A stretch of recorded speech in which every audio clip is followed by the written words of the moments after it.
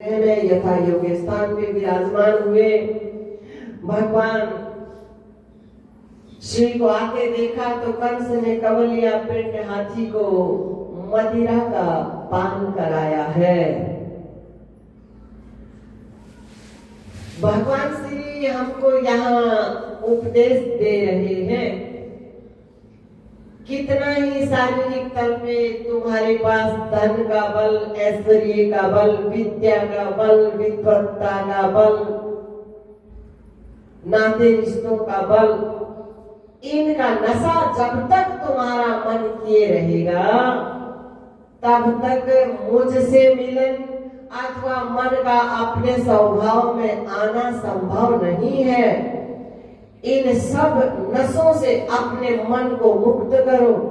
और फिर भगवान ने मुट्ठी बांधी है सब इंद्रियों से अपने मन को समेट कर और कौलिया पीढ़ के मस्तिष्क में दिया ये उपदेश देते हुए कि मैं यहाँ हूँ, यदि मुझसे मिलना चाहते हो, यहाँ मेरा मिलन हुए बिना फिर घड़ा टूटते ही मुझसे मिलना तो संभव हो जाएगा, वरना यहाँ जब तक मेरे से मिलना नहीं होगा तब तक ये घड़ा टूटता रहेगा, फिर बनता रहेगा, फिर बिगड़ता रहेगा। यूं ही युगों युगों से 84 का चक्कर चलता आ रहा है। तो पहले इस शरीर रूपी घट में रहते रहते हम अपने परिचय से परिचित हो जाएं।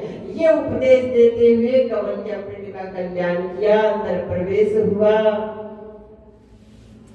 जिसकी जैसी भावना है भगवान एक है, उन्हीं भावनाओं से नाना दर्शन हो रहे हैं। मुष्टिक चाणूर संतोषन कूट नाम के पहलवान अखाड़े में उतर गए। हमारे साथ दो दो हाथ हो जाए। भगवान दिखाना चाहते हैं कि हम तो बाल गोपाल और तुम इतने विशाल का शरीर वाले, लेकिन चाणूर कह रहा हम जानते हैं आप अणु से अणुयान, विराट से विराट हो, सूक्ष्म से सूक्ष्म हो महाराज। तो फिर सावधान सावधान महाराज। नंद बाबा घबरा गए, इतना समझाया समझ में नहीं आई। अब तो हे हनुमान जी महाराज आप ही मेरे लालाओं की रक्षा करना। इधर नंद बाबा हनुमान जी को मना रहे हैं और यहाँ भगवान ने कूट कूट कर सबका कल्याण किया। कंस ने आने का उतावलापन दिखाया। भगवान को क्या देवी महाराज ये उपदेश देते हुए कि मुझसे मिलन का आपके मन में उतावलापन इतना हो और फिर उतना उतावलेपन से तुम नहीं आ पाओगे तो मैं पहुंच जाऊंगा। भगवान पहुंचे हैं महाराज, केस पकड़ नीचे गिराया, ऊपर लगाई छलांग, गोविंदाय नमो नमः। अपनी मामियों को उपदेश दिया है। देखो मामी जी, मामियों के माध्यम से हम सबको उपदेश दे रहे हैं कि शरीर के तल पे ना कोई रहा, रहन नहीं पाया, काल चक्की में दले गए। शरीर के तल पे यहाँ कोई नहीं रह सकता है। और शरीर के रहते रहते जिस लक्ष्य को लेकर शरीर में प्रवेश हुआ है उस लक्ष्य को जितना जल्दी हो सके उतना जल्दी पूरा कर लेना चाहिए।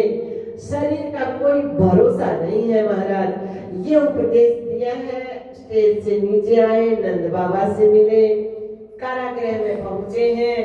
ये उपदेश देते हुए पहले नाना उग्रसेन के पास पहुंचे हैं कि नाना पक्ष में यदि कोई अधिकारी न हो, यदि कोई योग्यता न हो तो भांजे का कर्तव्य है वो भी कोई ऐसा साधन कर सकते हैं जिससे वो मन भी मोक्ष के मार्ग पे अग्रसर हो, अपने स्वभाव में आ सके। ये उपदेश देते हुए नाना उग्रसेन को बंधन से मुक्त किए हैं। माता पिता के पास पहुंचे, वहां तो भगवत्ता प्रकट हो गई। ये तो भगवान है, लेकिन भगवान ने माता जी महाराज, पिताजी महाराज, हम आपके वही पुत्र हैं। 11 वर्ष के बाद दर्शन का सौभाग्य मिला, वात्सल्य उमड़ पड़ा, अश्रु जल से अभिषेक कर डाला। चर्चा फैल गई। नंद बाबा आए हैं तो कह रहे हैं वसुदेव जी महाराज, नंद भैया जगत पिता से पालक पिता बड़े होते हैं, आप चाहो तो साथ ले जा सकते हो कृष्ण को। नहीं वसुदेव भैया, फिर मुझ में और कंस में फर्क क्या रह जाएगा। फिर ये तो चौपाई ना हिल जाएगी। धीरज धर्म मित्र रुणारी आपद काल परखिए चारी, ध्यान रखना इनका। और नंद बाबा ब्रजवासियों के सहित भाव पूर्ण हृदय से वृंदावन की तरफ प्रस्थान किया है। देवी देवकी वसुदेव जी ने पुत्र प्राप्ति की खुशी में दिव्य दानमान किया है।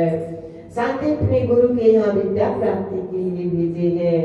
थोड़े ही समय में जिनकी श्वास श्वास विद्यामय है महाराज, वो तो आदर दे रहे हैं महापुरुषों को।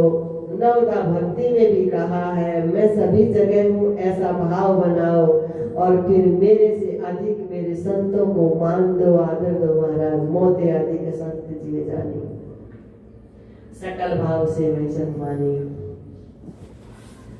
तो विद्यानिधि का विद्यागिनी थोड़े ही समय में विद्या प्राप्त कर गुरु दक्षिणा में खोए हुए गुरुपुत्र को लौटाकर आए हैं। 14 वर्ष हो गए हैं मथुरा में और भगवान अट्टालिका पे विराजमान है, कुमार अवस्था। भगवान का उपदेश है, यहाँ भी अट्टालिका पे विराजमान है और जब शरीर की उम्र 25 वर्ष हो चलेगी तब भी अट्टालिका पे विराजमान है। उपदेश है, बाल्यकाल से ही हमारा मन ऊर्ध्वगामी रहे, ऐसा अभ्यास रखे तो फिर व्यवहारिक जगत भी सुंदर होगा। आध्यात्मिकता की तो बात ही क्या है, क्योंकि शरीर के प्रारब्ध के अनुसार जीवन में ठंडी गर्म हवाएं स्वाभाविक है, इन्हें रोका नहीं जा सकता। मेट सके ना शंकर विष्णु, जो लिख दिया लेख विधाता, कर्मों का फल पाता बंदा, क्या छोटा क्या बड़का, काशी का बाजार बुहारे, त्रिशंकु का लड़का। तो शरीर के प्रारब्ध के अनुसार शीत गर्म आता ही रहता है। यदि मन अट्टालिका पे रहेगा तो मन को ये पीड़ाएं नहीं व्यापेगी और भुगतान भी होता चला जाएगा। यहाँ कहा है कि सूली की कांटे पे टल जाती है, ऐसे मन के लिए कहा है। अब भगवान यहाँ ये लीला इसलिए करने जा रहे हैं, एक तो ज्ञानोत्तर भक्ति क्या है इसका उपदेश दे रहे हैं। दूसरा, उद्धव जी जो है ब्रह्म ज्ञानी है, अपने स्वभाव को भी जानते हैं, अपने स्वरूप को भी जानते हैं। स्वभाव कहो, स्वरूप कहो, परिचय कहो, मोक्ष कहो, मुक्ति कहो, आनंद कहो, परमानंद कहो, जानते हैं और भगवान को भी जानते हैं। लेकिन जब मन समाधि से बाहर आता है, व्यवहार में आता है, तो मन अहंकार का संग किए रहता है। मैं स्वयं को भी जानता हूं, भगवान को भी जानता हूं, और भगवान का उपदेश है कि ये शोभा नहीं है। दूसरा ये उपदेश है, यदि आखिरी के समय कोई पता नहीं है शरीरों का, और आखिरी समय यदि मन ने अहंकार को छुआ होगा तो 6-6 घंटे की समाधि किस काम की। इसलिए ठीक है समाधि में रहो, तब तक तो राम हमारा जाप करे, हम करें विश्राम। लेकिन मन समाधि से बाहर है तो भगवान के साकार नाम का संग बनाकर रखे। महादेव जी भी उपदेश दे रहे हैं, भगवती जी कब समझती है, राम राम शिव सुमिर लागे, जाने सदी जगत पति जागे। राम राम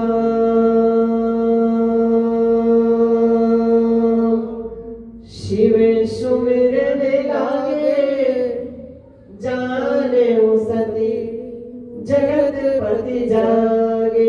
ये ज्ञानोत्तर भक्ति है। समाधि में है तो सब एक है, और समाधि से बाहर आ गए तो बस अपने इष्ट के नाम का सुमरण, उसी नाम की लट्ठी के सहारे मन बाहर रह सकता है। तो यही उपदेश देने के लिए कि हमारे कुछ संत, कुछ आंतरंग भक्त वृंदावन में भी रहते हैं, अट्टालिका पे बैठे हैं। उद्धव जी आ गए, देखा काय के लिए गंगा यमुना बहा रहे हो, अपने द्वारा रचित माया की लपेट में आ गए, कहाँ खो गए। कहा उद्धव क्या करूं, जो कोई भजे भजू में वाको हूँ दासों का दास। ब्रजवासी मुझे नहीं भुला पा रहे, मैं भी उनको नहीं भुला पा रहा। उनके मन मुझ में लगे हैं, मेरा मन उनमें लगा है, तो कोई उपाय होगा। हाँ उपाय है ना, आप जैसे ब्रह्मज्ञानी वहां जाए और महावाक्य का उपदेश दे, सर्वम खलु इदं ब्रह्म अयम आत्मा ब्रह्म। तो महाराज उनके मन आत्माराम हो जाए, मुझे भूल जाए, मेरे साकार स्वरूप से उनका मन मुड़ जाए, तो फिर बात बन जाए। उद्धव जी देख रहे हैं वो गांव के अनपढ़ महाराज वेद की भाषा कैसे समझेंगे, ब्रह्म ज्ञान को कैसे समझेंगे। लेकिन भगवान की आज्ञा है, ठीक है जाता हूँ, प्रयत्न करता हूँ। लेकिन भगवान श्री ने देखा भीतर से तो अहंकार को पकड़ा हुआ है मन, और यदि बाह्य दृष्टि से अहंकार झलका तो ब्रजवासी स्वीकार ही नहीं करेंगे, और स्वीकार नहीं करेंगे तो जाने का कारण सिद्ध नहीं होगा। क्योंकि सुखदेव जी महाराज ने महाराज परीक्षित जी के प्रश्न को स्वीकार किया है। वरीयाने से ते प्रश्न कृतो लोकहितं नृपः। राजन तुम्हारा प्रश्न स्वीकार करने योग्य है, वर्ण करने योग्य है, हमने स्वीकार किया। तो महाराज परीक्षित जी निश्चिंत हो गए, बात बन जाएगी, स्वीकार कर दिया महाराज। तो यदि ब्रजवासी स्वीकार ही नहीं करेंगे तो ज्ञानोत्तर भक्ति की दीक्षा से दीक्षित कैसे होगा इनका मन। इसलिए कहा हमारे वाले वेशभूषा पहन जाओ महाराज, और अहंकार के बोझे के नीचे दबे हुए महाराज चले। मथुरा से जब कुछ दूर वृंदावन निकट आया, यहीं से प्रेम ने अपना अनोखा रंग दिखलाया। बिटप झुक झुक के कहते थे इधर आओ इधर आओ। नदी यमुना की धारा शब्द हरि हरि का सुनाती थी।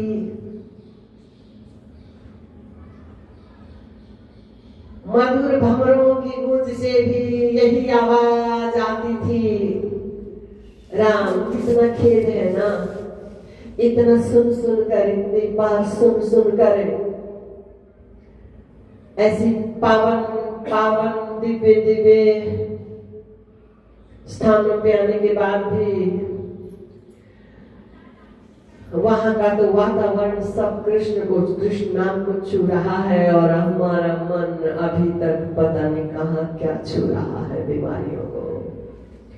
नदी यमुना की धारा शब्द हरि हरि का सुनाती थी। कितना कठोर हो गया हमारा मन। नदी यमुना की धारा शब्द पीड़ा नहीं होती है हमारे हृदय में, इतना कठोर हमारा हृदय हो गया है। नदी यमुना की धारा शब्द हरि हरि का सुनाती थी। मधुर भंवरों की गूंज से भी यही आवाज आती थी। बहुत कठोर हो गया, इसलिए तो कोमल भगवान की कोमल चर्चा, उनका कोमल सा नाम प्रवेश नहीं पा रहा हमारे भीतर। नदी यमुना की धारा शब्द हरि हरि का सुनाती थी। मधुर भंवरों की गूंज से भी यही आवाज आती थी, कृष्ण कृष्ण कृष्ण कृष्ण कृष्ण कृष्ण कृष्ण। मित्र वृंद से मिले हैं, नंद बाबा के यहाँ पहुंचे हैं। नंद बाबा कह रहे सुमति को कुछ समझाओ। तो कह रहे माता वो तो भगवान है, क्या हुआ, लीला करने के लिए आपके पुत्र के रूप में आ गए। वो तो ब्रह्म है, निराकार है, व्यापक रूप से सभी जगह है। ऐसी कौन जगह जहां नहीं है। अपने मन को समेट कर आपके भीतर ही है वो आत्मा राम में रमण कराओ, और फिर बाहर देखोगे तो सब वही है। तो उद्धव भैया सब वही है ना। हाँ, उनसे भिन्न कुछ नहीं ना, बिल्कुल। तो फिर मेरा जो कृष्ण है वो उन ब्रह्म से भिन्न है क्या? मेरा मन उस रूप में भज रहा है तो आपको कष्ट क्या है, आपको पीड़ा क्या है? आप अपने बिना हाथ पांव वाले को अपने पास रखो बगल में संभाल कर। मेरा तो कृष्ण ही ब्रह्म है। हिल गया महाराज, अहंकार की नींव हिल गई। यहाँ गोपियों ने देखा रथ वही है, अक्रूर जी आए होंगे, अब क्या करने आ गए, बचा क्या है यहाँ? कहा उनका स्वामी कभी मारा गया, पिंडदान की क्रिया करने हमको लेने आए होंगे। अरे चलो चलो चलो महाराज, सब यमुना जी के कालिंदी के तट पे पहुंच गई है। जितनी लीलाएं हुई है, क्योंकि मन को बाहर रखने का आधार ही वो लीलाएं है, वो चिंतन है बस।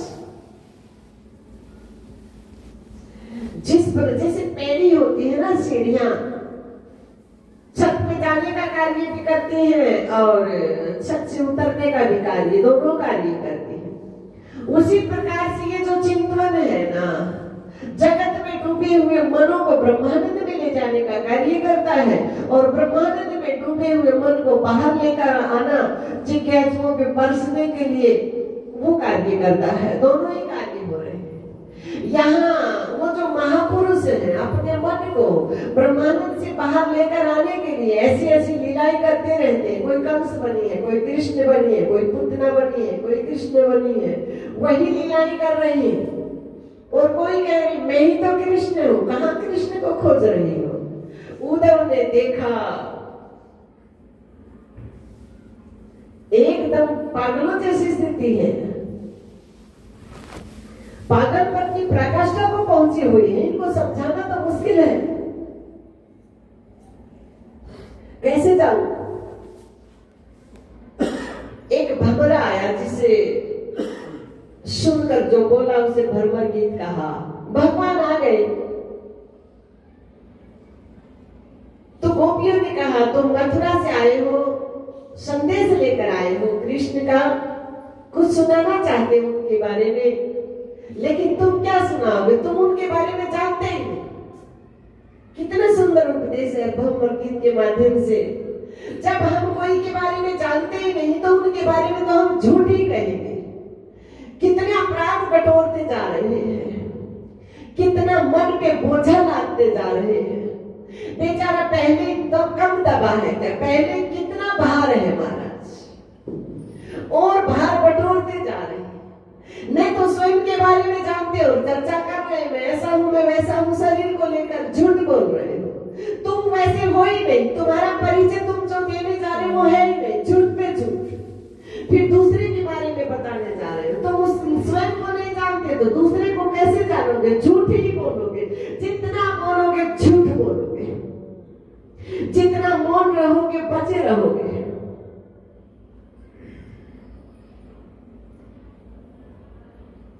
तो कहा तुम जानते ही नहीं उनके बारे में, बोलोगे क्या महाराज? हम जानते हैं उनके बारे में। उद्धव सावधान हो गए। जब मंडराता हो दोबारा आया बोरा, सुना जाओगे? तुम क्या सुनाओगे? हम सुनाते हैं उनके बारे में। वो राम अवतार में आए, अयोध्या वासियों के मन अपने में रमण कराए, और फिर चले धर्म के ध्वजा फहराने, फिर चले सती वृंदा के वचन को पूरा करने, फिर चले नारद जी के वचन को पूरा करने, अपने जय विजय का उद्धार करने। बेचारे 14 वर्षों तक इंतजार करते रहे, वियोग के अग्नि में सड़ते रहे। वो वटुक रूप में आए, महाराज बलि का सर्वस्व लिया और फिर बेचारे को बांध कर डाल दिया। उद्धव जी सावधान हो गए, भूल हो गई मुझसे, गलती हो गई मुझसे, मैं मान बैठा था ये भगवान को साधारण पुरुष समझकर प्रेम करती है, लेकिन ये तो जानती है ये वही राम है, ये वही कृष्ण है। ये तो भगवान को भगवान समझकर अपने मन को रमण करा रही है। लेकिन जाऊं कैसे, सुनाऊं कैसे, भंवरा दो बार आया तो गोपियों ने कहा नहीं रह सकते हो, कुछ सुनाए बिना तो सुना दो, क्या फर्क पड़ता है। उद्धव को मौका मिल गया, देखियो मैं आया हूँ मथुरा से भगवान का संदेश लेकर, पत्रिका लेकर, मेरे लिए क्या लिखा है, मेरे लिए क्या लिखा है, मेरे लिए क्या लिखा है। एक पाती की अनेक पाती कर डाली महाराज। चार अक्षर दो कुछ बचा तो वो आंखों से गंगा यमुना का प्रवाह प्रवाहित हो रहा, उसमें बह गया और जहां तहां काष्ठवत खड़े हैं शरीर। अब उद्धव ने हिम्मत जुटाई, भगवान ने कुछ कहने के लिए बोला है तो कह दो। भगवान ने कहा है मैं तुम्हारे भीतर ही हूं, और जो भीतर भगवान है उनमें आपका मन रमण करेगा। सिद्धासनो जित श्वासो जित संगो, जितेंद्रिय जो मैं बोल रहा हूं उनमें मन लगाओ। श्रोतव्य कीर्तितव्य समर्थव्य सदा भयम, और जितासनो जित श्वासो जित संगो जितेंद्रिय, सब ओर से मन को समेट कर शरीर पे विजय प्राप्त करो, अपने मन की प्राणों पे विजय प्राप्त करो। महाराज इंद्रियों से उस पार ले आओ। ब्रह्म गुफा में चेतन स्वरूप कृष्ण है, उसमें मन को रमण कराओ तो आपके मन की ये व्याकुलता मिट जाएगी। और फिर सुनो भगवतो रूप, जब मन बाहर आएगा तो सर्वत्र कृष्ण ही नजर आएगा। गोपियों ने कहा खूब उपदेश सुनाया भाई, लेकिन हमारे लिए ये कार्य बहुत कठिन है। गोपियों का उपदेश है जितना कठिन संसार में उलझे हुए मन का सुलझ करे ब्रह्मांड में सिमटना है, उससे कहीं अधिक कठिन है कृष्ण में मिले हुए मन को अलग छाट करे और फिर संसार रूपी शरीर रूपी कीचड़ में धंसाना है, और फिर उतना ही प्रयास करो। इसलिए हमारे लिए ये कठिन है। उद्धव भैया आप चूक गए महाराज, आप समझ ही नहीं पाए महाराज। ये मन तो, ये उपदेश तो मन को दिया जाना चाहिए जो मन उलझ गया हो जगत में। हमारे यहाँ तो मन करके कुछ शेष बचा ही नहीं उद्धव भैया। यहाँ तो यहाँ तक कि श्याम तन श्याम ही मन श्याम ही हमारो धन। ये शरीर भी कृष्ण है, हमारा मन भी कृष्ण है, इसमें चलने वाला श्वासों का जो धन है वो भी कृष्ण है। श्याम तन श्याम मन श्याम है हमारो धन। आठों याम प्रतिपल हमारा कृष्ण ही है। आठों याम उधो हमें श्याम ही सो काम है। श्याम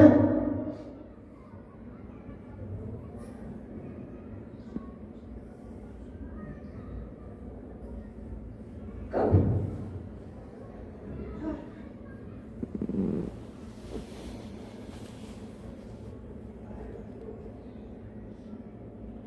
वो कौन घड़ी होगी, कौन सा पल होगा, कब घटेगा ये।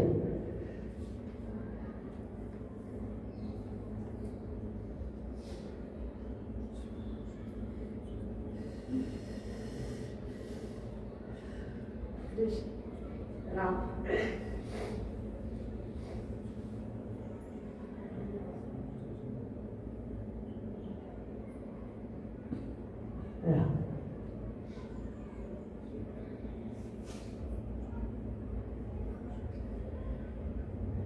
आठों याम दो हमें श्याम ही सो काम है। श्याम जिए श्याम जिए।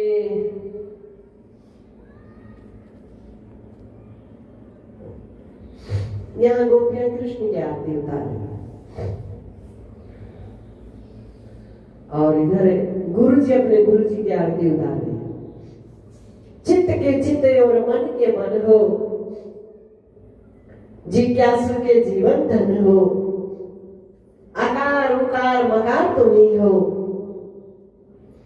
तीन गुणों से पार तुम ही हो, विश्व तेज से प्राज्ञ तुम ही हो, तूर्य रूप बेलाग तुम ही हो।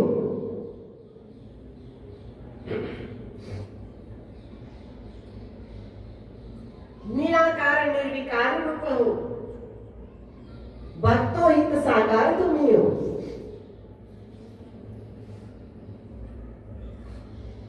कि सत्य जब है ही एक, तो अलग अलग आरती कैसे हो सकती है?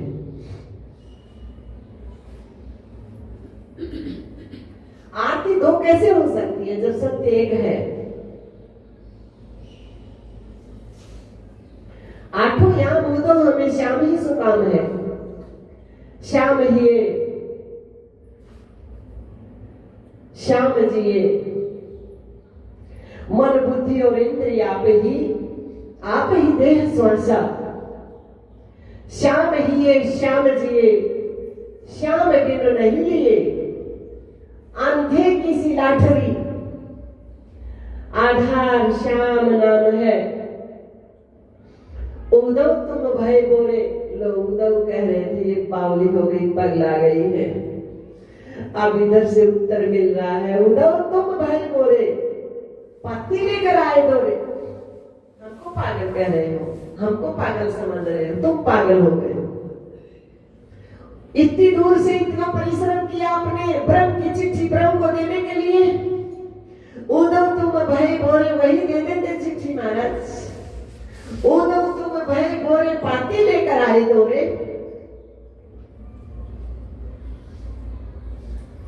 योग कहा, योग कहा करे। यहाँ तो रोम रोम श्याम है, दो में होता है योग को, यहाँ दूसरा कुछ है ही नहीं होता। योग कहा करे। यहाँ तो कोई मिला हो, बिछड़ा हो तो मिलन की कामना हो महाराज उद्धव जी। गोपी और कृष्ण दो हो तो फिर मिलन की कामना हो महाराज। योग कहा करे। यहाँ तो रोम रोम लो, यहाँ तो सब कुछ जड़ ही नहीं, यहाँ तो सब चैतन्य। परमात्मा से निकली हुई सृष्टि की जड़ कैसे हो सकती है? लो महाराज, सर्वं खलु ब्रह्म। लो ज्ञानी जी महाराज, लो महाराज ज्ञानी जी।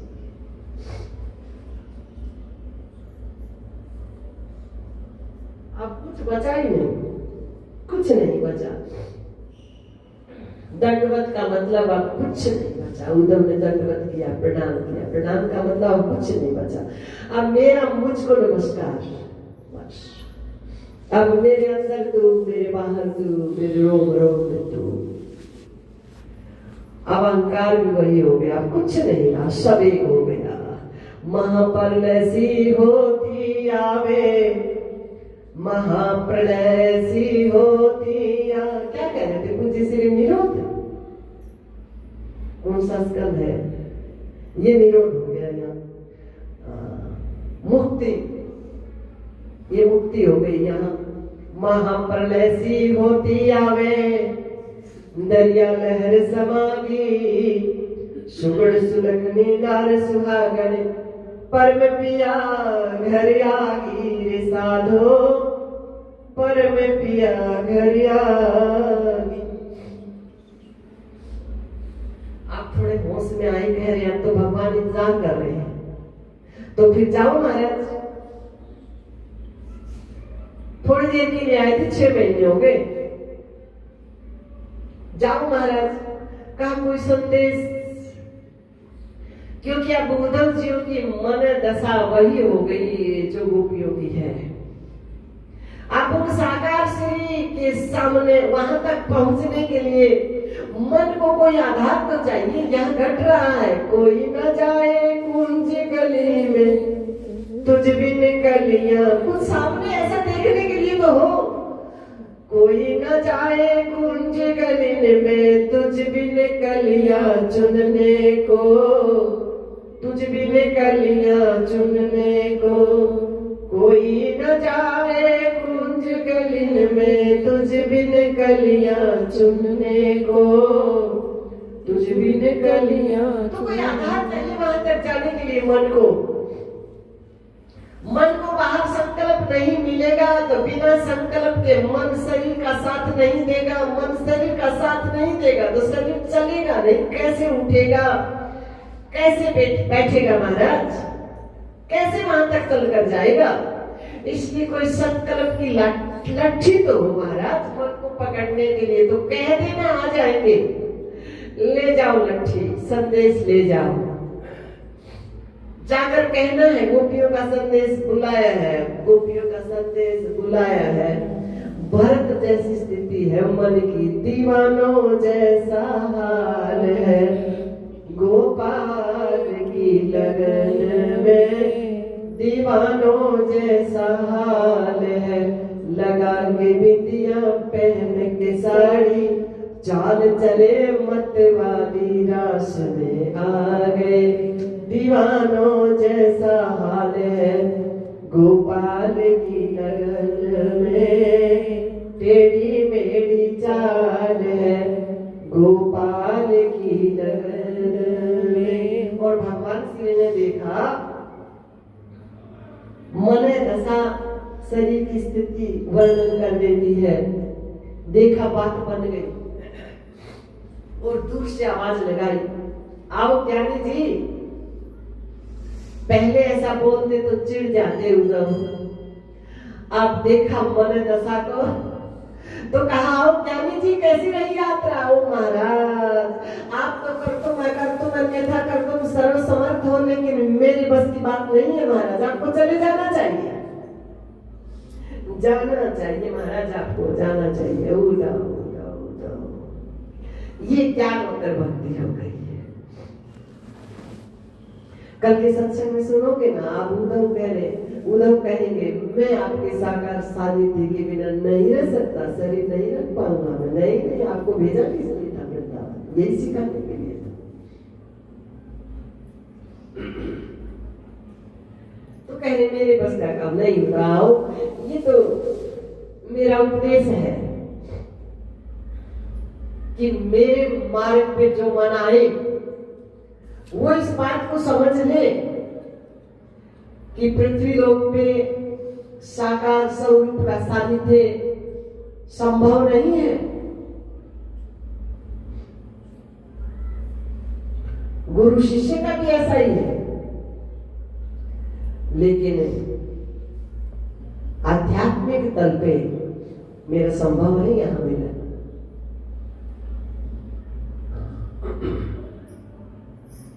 यहां प्रकृति का नियम है, उसमें बनकर रहना पड़ेगा। और देखो मैं आपको दिव्य उदाहरण दिखाता। राधा और कृष्ण दो नहीं है, गोपी और कृष्ण दो नहीं है। उद्धव धन्य हुए। अब कंस के ससुर जरासंध ने मथुरा नगरी पे चढ़ाई की, 17 बार हार गया, 18वें बार कालियवन को कुछ दिया लिया।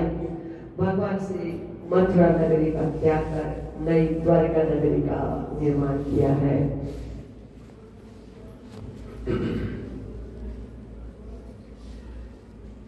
द्वारका ये शरीर नहीं है महाराज, शरीर की उम्र 25 वर्ष हो चली। अट्टालिका पे मथुरा में भी अट्टालिका पे, अब अट्टालिका पे उपदेश है। व्यवहारिक जगत में जो मन प्रवेश करना चाहे उस मन को चाहिए कि अपने स्वभाव में रहे, क्योंकि व्यवहारिक जगत की जिम्मेवारियों का और अधिक वजन हो जाता है। और यदि अपने स्वभाव में रहेगा तो मर्यादाएं बनी रहेगी। काम क्रोध लोभ मोह अहंकार के वशीभूत होकर अपने मार्ग से, अपनी मर्यादा से, अपने धर्म से भटकेगा। ऐसा उपदेश देते हुए भगवान श्री अट्टालिका पे विराजमान है। नारद जी महाराज आ गए। क्या बात है भगवान, कहा क्या करें। नारद जी दुष्टों से भिड़ते भिड़ते 25 वर्ष हो गए, घर वाले शादी विवाह की चर्चा ही नहीं कर रहे। ऐसी बात है, हमारे भी आया तो था मन में, लेकिन आपने तो हमारा बंदर का मुख बना दिया। भगवान ने कहा, महापुरुष संत भगवान आपके लिए क्या है, आपके माध्यम से तो मैंने जिज्ञासु मनों को उपदेश दिया है कि इस मानव शरीर में हमारा आगमन हुआ है, नर नारायण देह मिली, तूने नाम हरि का लिया नहीं, धन संपदा दई प्रभु ने, कोई सुकर्म किया नहीं है। और शहर को कूच गली, यमुना जी का मिला किनारा, बंसी बटकी बाहर भरी, सदगुरु रूपी नाव मिली, बोट नहीं तर के चला। ये उपदेश है तो ठीक है, मैं जाता हूँ। कुंडलपुर पहुंच गए। महाराज भीष्मक ने नारद जी का बड़ा स्वागत किया, बैठाए हैं, वंदन भोजन प्रसाद, और अपनी पुत्री रुक्मिणी जी को बुलाया है। हस्तरेखा देखकर बताओ ना महाराज जी, घर वर कैसा मिलेगा। तो कहा आपकी पुत्री तो साक्षात लक्ष्मी है, और संकेत दे दिया, मौन उपदेश दिया, मौन इशारा किया, भगवान ने आपको याद किया है। भगवान की अलादनी शक्ति है ये, भगवान की लीला में सहयोग करने के लिए 8 रूपों में प्रकट हुई है। तो महाराज भीष्मक ने कहा, आप तो सभी जगह घूमते हो महाराज, लक्ष्मी जी पुत्री के लिए नारायण सा दूल्हा तो चाहिए। कहा नारायण सा नहीं, स्वयं भगवान नारायण है। कौन? कि श्री श्री 1008 जी महाराज। महाराज भीष्मक ने कहा ठीक है, लेकिन उनके पुत्र रुक्मी ने कहा मैं अपनी बहन की शादी किसी राजकुमार से करूंगा, उस ग्वाले से नहीं। तो तुम्हारी जैसी मर्जी। अब रुक्मी दूल्हे की खोज में निकल गया। परसों के दिन शिशुपाल के साथ विवाह की तारीख पक्की कर लौट आया। देवी रुक्मिणी जी ने जाना भाभी के पास कही। भाभी ने कहा आपके नाम में ही सब समाहित है, भावनी प्रकाश, अंधकार से प्रकाश की तरफ आकर्षण करने वाली जो देवी है। कहा आपके नाम में तो सब कुछ समाहित है। रुक, अपने मन को चंचल न बनाओ, स्थिर करो, तो मणि स्वरूप परमात्मा की यही प्राप्ति आपको हो जाएगी। लेकिन जिज्ञासु भेजो, मतलब जिज्ञासा प्रकट करो, अपने आने वाले जिज्ञासुओं को मार्गदर्शन करने के लिए विद्वान महापुरुष के द्वारा अपनी जिज्ञासा भेजी है। जिज्ञासा जानकर भगवान श्री दाऊ भैया को संकेत करते हुए आए हैं। अब माँ की आज्ञा पाकर गौरी मंदिर में भगवती की पूजा करने के लिए आई हैं। मानो अपने एक स्वरूप से दूसरे स्वरूप को वंदन कर रही है। यूं कहो मेरा मुझको नमस्कार है, अपना अपने को नमस्कार कर बाहर आई है। भगवान श्री को देखे, पहचाने हैं, क्योंकि नारद जी के सत्संग के माध्यम से भगवान के स्वरूप लक्षण के बारे में समझा है। वैसे वैसे लक्षण घटित हुए हैं, तब आगे बढ़ी है। भगवान श्री के चरणों में वंदन किया है, आत्मनिवेदन किया है।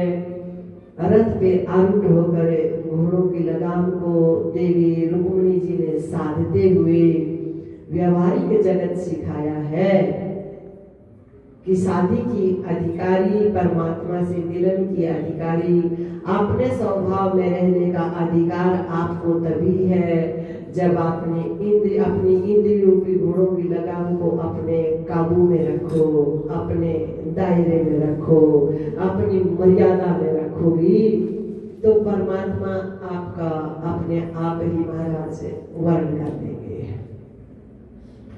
शिशुपाल की सेना ने पीछा किया, बलदाऊ की सेना ने रोका, रुक्मी ने रथ का पीछा किया। भगवान ने रथ रोक भली प्रकार से रुक्मी को परास्त किया। रुक्मी अलग नगर बसा कर रहा, लौट को नहीं गया। अब भगवान श्री देवी रुक्मी को लिए आए हैं। विवाह का मंडप तैयार हुआ। देवी रुक्मिणी ने भगवान श्री के गले में वरमाला पहनाई, भगवान श्री ने जयमाला पहनाई। मंगलम भगवान विष्णु मंगलम गरुड़ध्वज मंगलम पुंडरीकाक्ष मंगलाय हरि। मानो एक युगों से भटकी हुई जीवात्मा ने परमात्मा का अवलोकन किया है, परमात्मा की अनुभूति की है, परमात्मा से मिलन किया है। यही है रुक्मिणी मंगल का भाव। हमारा भटकी हुई युगों युगों से जो सोई हुई मनोवृत्ति है वो जगे और आत्मा राम कृष्ण का वर्ण करें, मन का संतोष हो, तब आनंद घटे, तब आनंद उत्सव मने। इतना ही सुबह कथा का समय रहेगा, ठीक 8 बजे से 10 बजे तक समय का विशेष ध्यान रखेंगे। और मुझे वट वृक्ष के सानिध्य में नीचे वाली छत पे